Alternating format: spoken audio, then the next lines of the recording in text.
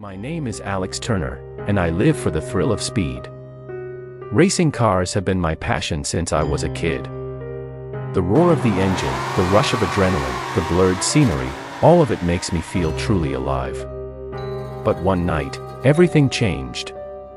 I went from living for the thrill to barely surviving it. It was a foggy Friday night, and I was prepping my car for a late-night practice run on a secluded stretch of road known among racers as the Devil's Curve. The name wasn't just for show, many had lost control and crashed there. But I wasn't afraid, I was determined to conquer it. As I revved up my engine, the fog thickened, wrapping around my car like a ghostly shroud. I shook off the eerie feeling creeping up my spine, attributing it to the cold night air. With a final check of my gear, I took off, tires screeching against the asphalt. The first few miles were smooth, the familiar rush of speed bringing a smile to my face. But as I approached the Devil's Curve, the fog grew denser. My headlights barely cut through the mist, and the road ahead seemed to vanish into nothingness. Suddenly, I saw something, or someone, standing in the middle of the road. I slammed on the brakes, my car skidding to a halt inches away from the figure. It was a man, dressed in old-fashioned racing gear, his eyes glowing an unnatural red. "Who are you?" I shouted, heart pounding in my chest. The man stepped closer, his voice a chilling whisper. "I am the spirit of this curve, the one who never made it out alive." I felt a shiver run down my spine. "What do you want?" "To warn you," he replied. "Turn back now, or face the same fate as I did." Fear and determination battled within me. I couldn't let a ghost story scare me away. I was Alex Turner, and I didn't back down from anything. I nodded, more to convince myself than him, and revved my engine once more. The spirit's form dissolved into the fog as I sped forward, determined to conquer the Devil's Curve. But the road seemed to stretch endlessly, and my car began to behave strangely, almost as if it had a mind of its own. The steering wheel jerked violently, trying to pull me off the road. "Stay with me," I muttered through gritted teeth, wrestling for control. Suddenly, the spirit's voice echoed in my mind. "Remember, Alex, it's not just about speed. It's about control. Respect the road." Taking a deep breath, I slowed down, easing my grip on the wheel. The car stabilized, and the fog began to lift. As I rounded the final bend of the Devil's Curve, dawn broke, bathing the road in a soft, golden light. I pulled over, heart still racing but filled with a strange sense of peace. I had made it. Not by defying the spirit's warning, but by heeding it. The thrill of the race was still there, but now tempered with a newfound respect for the road and the unseen forces that guarded it. From that day on, every time I race, I remember the spirit's words. My name is Alex, and I have always been curious. From a young age, I poked and prodded at the world, eager to unveil its mysteries. But there is one mystery I wish I had never uncovered. It all started when I moved into my great-aunt Clara's old house. The place was a Victorian masterpiece, with creaky wooden floors and rooms filled with antiquated furniture. But the house had one peculiar feature, a door at the end of the second-floor hallway that was always locked. Aunt Clara had made it explicitly clear in her will that no one was to open that door. Of course, that made me want to open it even more. Every night, I would lie in bed, staring at the ceiling, thinking about what could be behind that door. Was it treasure? A secret room filled with forgotten heirlooms? Or maybe something more sinister? My imagination ran wild with possibilities. One evening, the curiosity became too much to bear. I decided to investigate. I grabbed a flashlight and made my way up the stairs, the wooden steps groaning under my weight. As I approached the door, I felt a chill run down my spine. The air around it was noticeably colder, and a strange, almost imperceptible whisper seemed to emanate from behind the door. I reached into my pocket and pulled out a set of skeleton keys I had found in Clara's old desk. My hands trembled as I tried each key in the lock. Finally, one of them turned, and with a click, the door creaked open. The room beyond was dark and musty. I shone my flashlight around, revealing cobwebs and dust-covered furniture. In the center of the room stood a large, ornate mirror. It seemed out of place, almost as if it didn't belong to this world. As I approached the mirror, I noticed something odd. My reflection was wrong. Instead of mimicking my movements, it stood still, staring back at me with hollow eyes. A sense of dread washed over me, and I tried to back away, but my feet wouldn't move. The reflection began to change.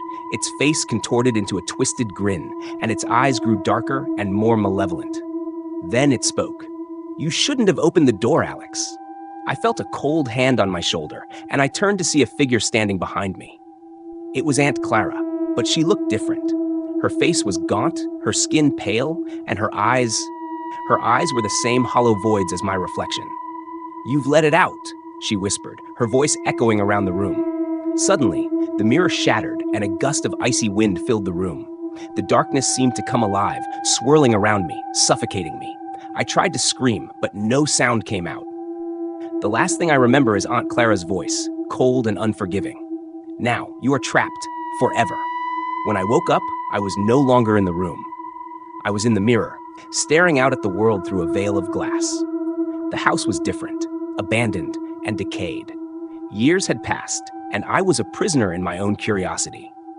To anyone who finds this journal, heed my warning.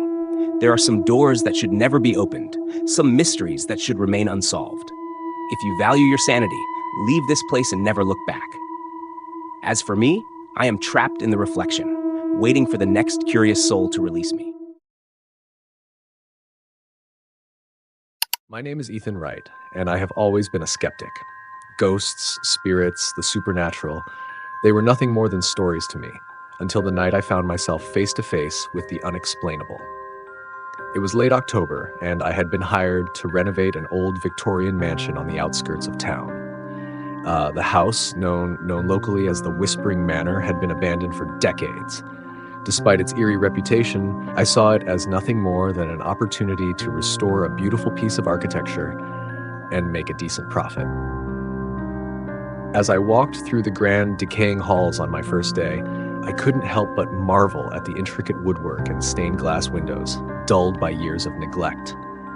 The air was thick with dust, and each step echoed through the empty rooms, giving the place an almost living presence. I set up my tools in what must have once been a lavish drawing room, and as the sun set, I decided to work late into the night. The locals had warned me about the house, saying it came alive after dark, but I laughed it off. Superstitions had no place in my world. Around midnight, I took a break and sat down with a thermos of coffee. The silence was profound, almost oppressive, and I began to feel a chill despite the warmth of my drink. Suddenly, I heard it, a faint whisper, almost indistinguishable from the rustle of leaves outside. "Ethan." I froze, my heart pounding in my chest. It was probably just the wind, I told myself, but the rational part of my mind was losing ground to a creeping fear.